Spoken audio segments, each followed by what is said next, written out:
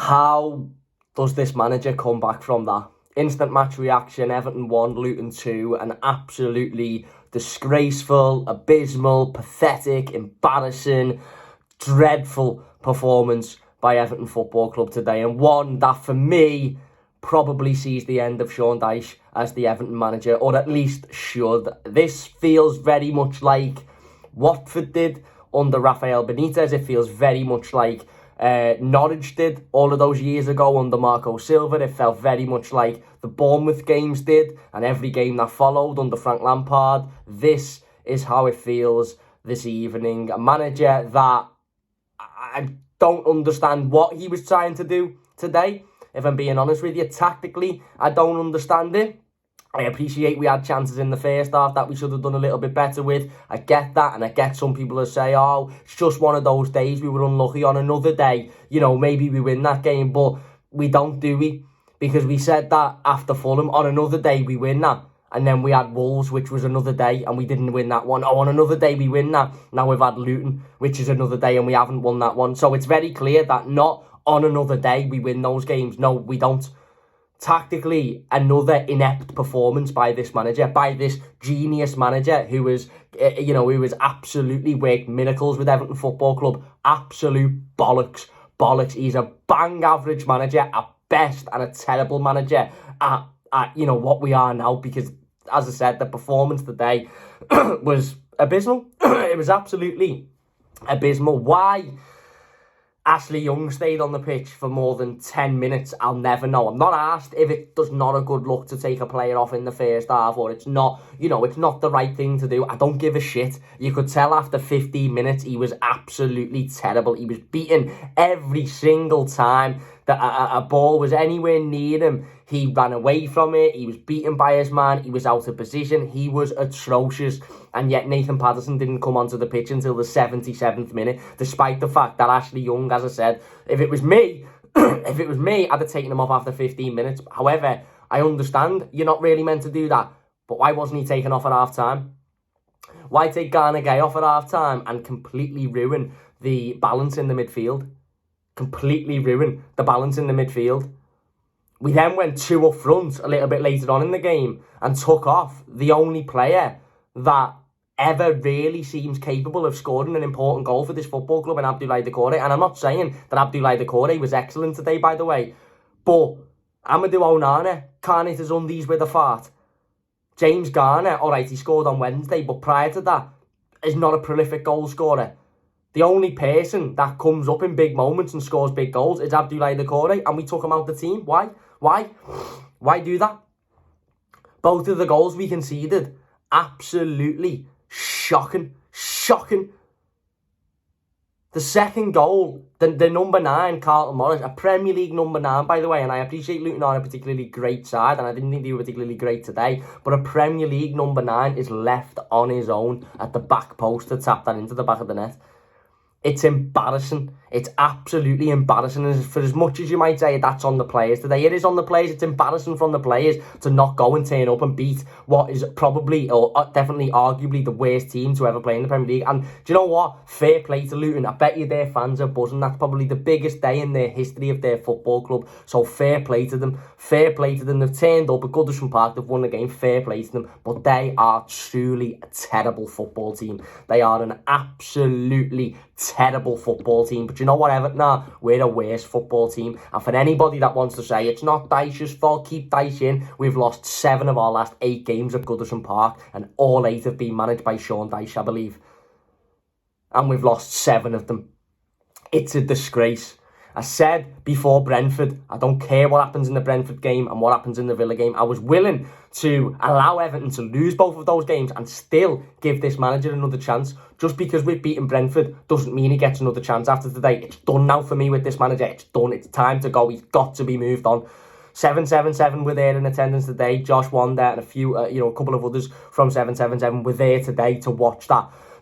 If I was them and I was buying into this football club, and I was wanting to come into this football club and really, see an upturn in form and see change in the overall feeling of the football club, Sean Dyche wouldn't last a second. He wouldn't last a second. He'd be out the door straight away. And I do firmly believe if 777 were in now, Sean Dyche would have already been sacked. I do. Because that is not good enough. You can't have an off day when every week it's an off day. We've lost 5 straight games at home. 4 straight games at home, sorry. Fulham, very winnable game we should have won. Wolves, very winnable game we should have won. Arsenal, okay, fair enough. Luton. That today, as I said, that is Sean Dyche's version of what it was for Benitez when we lost to Watford, is what it was for Lampard when we lost to Bournemouth, is what it was for Silva when we lost to Norwich. It's that, and by that what I mean is, it's that game where there's no going back. You can sack him now, or you can sack him in 2 months' time, but you will be sacking him. Sean Dyche will not be the Everton manager by the end of the season. I'm willing to bet an awful lot of money that Sean Dyche will not be the Everton manager come the end of this season. So you either make the decision prompt, get a new manager in, try and get a bounce, and go and win next week against Bournemouth, or, which is probably the most likely, he'll be kept in the job, we'll lose to Bournemouth, we'll absolutely get battered by them lot the week after in the derby, and then he'll stay in the job till maybe Christmas, maybe January, we'll sack him, then we'll rush around for a new manager, and then a new manager's going to have to come in and work miracles to keep us in the Premier League again. Exactly like we did last year, exactly like we did the year before. So, as far as I'm concerned, and people will have a difference in opinion, and that's fine. My opinion is Sean Dyche will not manage Everton's final game of the Premier League season this season. Because he will have been sacked, because he is not good enough. So why not do it tonight? Why not do it today? Move on, go and get somebody else, and give us some form of boost. And I don't think it'll happen, by the way. I'm under no illusion. I don't think Sean Dyche will be sacked tonight. But one thing's for sure, I'm not asked about Brentford. Just because we beat Brentford last week doesn't make this alright. Oh, well, shut up, Cam. We beat Brentford last week and Villa, everything's alright. We've just lost to a Luton team that, by the way, couldn't buy a win before this afternoon. They couldn't buy a win. They've been terrible all season. And we've lost comfortably to them today. Comfortably. That second half performance is a sackable offence in itself. We go 2-0 down in the first half. Okay, we've missed a few chances in the first half. Fine, we've missed a couple of chances. They scored a couple of goals on the break. Okay, we get back into it. We scored just before half-time, 2-1. Now, I'll be honest. I think 18 teams in the Premier League, in those circumstances, come out in that second half and wipe the floor with Luton. Score an equaliser early on in the second half and then go and score a third and probably a fourth. Luton would have been in that dressing room at half-time thinking, shit, we've let one go here, we've conceded one, it's 2-1. You know, these are going to be rampant in the second half. The crowd are going to be up for it. These are going to be at us, aggressive, going forward, fast play, etc., etc. That second half performance was absolutely sickening. It was fucking embarrassing from every one of them, and the manager included. We were waltzing around, passing the ball around, as if we were 4-1 up and the game was won. Those Luton players will be sat on that coach now thinking, how was that so easy? How was that so comfortable for us in the second half? Because it was. It was beyond comfortable for them. And why? Because the players failed once again and the managers failed. What is changed in the 3 days since we beat a very good Aston Villa side away from home? What has changed in the 7 days since we beat a very good Brentford side away from home?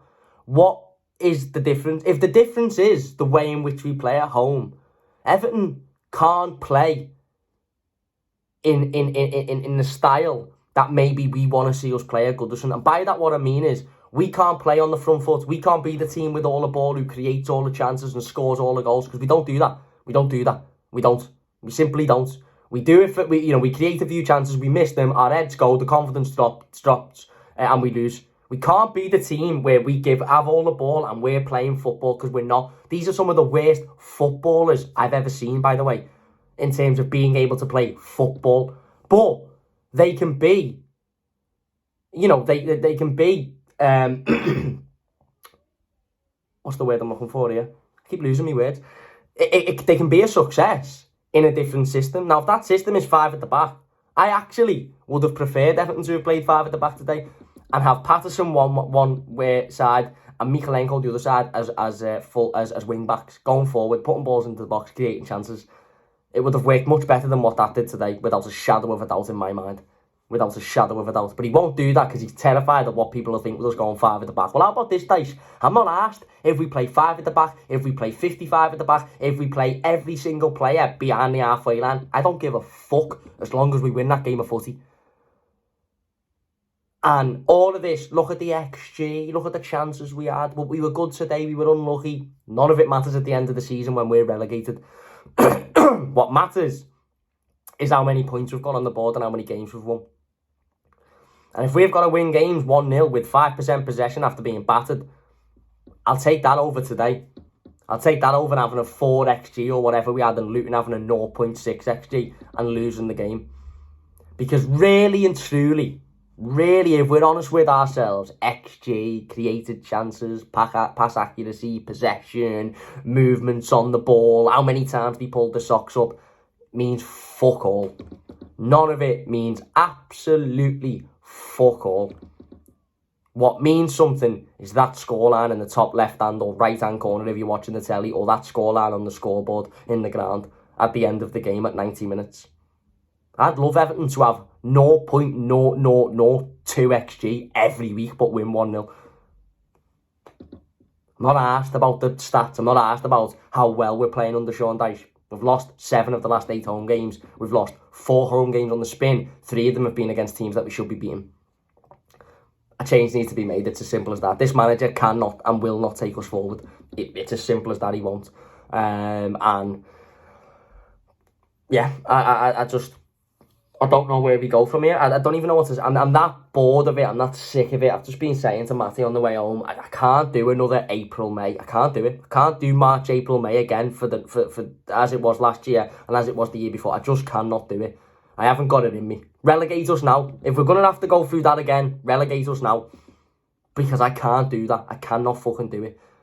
And this manager has shown multiple times that tactically he's inept. His stubbornness, similar to Roberto Martinez, his stubbornness is coming back to bite him on the arse. Because what we're seeing now with Ashley Young is just what we were seeing with Michael Keane.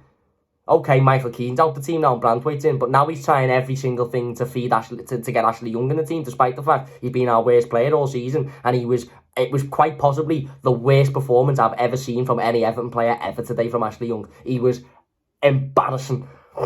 And yet, he's put in this team, and he's kept in this team because he's mates with Sean Dyche. It's not good enough. Listen, I'm probably not making much sense at the moment because my head's absolutely battered with it. It's absolutely battered. I'm going to do the player ratings tomorrow because, again, I want to be a little bit more concise and I want to be a little bit more clear-headed about it. By the way, I'm not drunk. That's the first sip of ale I've had all day. I'm sick of it. It's embarrassing. It's embarrassing. It really, really is. You know, and again, some people can just go, oh, well, whatever, it's Everton, we'll move on to next week. I don't. Do you know what I feel like today? I feel like I've been doing a presentation in front of 250 people and I've just shit myself in white trousers and my legs have just been covered in shit. And I've walked off that stage and people have been looking at me going, that's what I feel like. That's what I feel like walking around and I'm bumping into Reds or I'm split the family and, you know, they're Liverpool fans and they're all sort of going, what happened there today then? And I feel embarrassed. I feel like putting my head down and just going, oh, I don't want to talk about it. Why? I don't play. I'm not the manager. I've got no decision or say in what happens on that pitch in that game of football. But I feel fucking embarrassed about it. Do them players feel embarrassed about it? Does that manager feel embarrassed about it? Clearly not, because he's come out in his interview and said, our XG was great. Do me a favour, mate. This time is up for me. But whether or not that happens, we'll wait and see. Listen, I'm going to leave it there. Positives, none. Yeah. We'll see what happens. Leave a like if you've enjoyed it, subscribe if you're new, and we'll see you after.